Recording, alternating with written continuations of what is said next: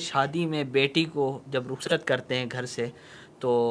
قرآن کے سائے میں کرتے ہیں، قرآن اس کے سر پہ رکھتے ہیں، تو یہ کرنا کیسا ہے؟ اچھا کام ہے، شرعی اعتبار سے تو اس میں کوئی حرج نہیں ہے کہ مسلمانوں میں ایک اچھی رسم ہے، جہاں شادی میں بہت ساری بری رسمیں ہوتی ہیں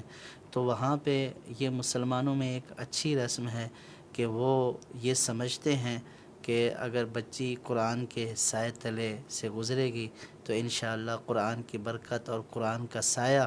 اس کے سر پر رہے گا، تو اس میں کوئی حرج نہیں ہے۔ لیکن جو یہ لوگ کرتے ہیں ان کو یہ بھی دیکھنا چاہیے کہ قرآن کے سائے سے گزارنے سے پہلے جو قرآنی احکامات کی خلاف ورزیاں کی ہیں تو اس پہ بھی نظر کرنی چاہیے۔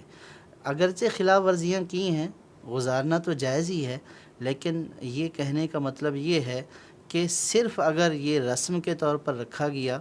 اور اس وقت تو یاد رہا، اور جب شادی ہو رہی تھی، تقریبات ہو رہی تھی، نہ قرآن یاد ہے، نہ اللہ اور اس کے رسول کے فرامین یاد ہیں، تو قرآن کا سایہ جس طرح شادی کے بعد ضرورت ہے، شادی سے پہلے بھی اسی طرح ضرورت ہے، تو شادی بھی قرآن اور سنت کے اصولوں کے مطابق ہونی چاہیے، اور پھر قرآن کے نیچے گزار کر گویا کہ بچی کو یہ تلقین بھی ہوتی ہے اور اس کو یہ محسوس بھی کروانا ہوتا ہے کہ اب آپ جس نئے سفر پر جا رہی ہیں یا جس نئے گھر پر جا رہی ہیں تو انشاءاللہ آپ پر قرآن کا سایہ رہے گا۔ تو اگر یہ دونوں چیزیں مطابق ہو جائیں تو یہ بہت اچھی بات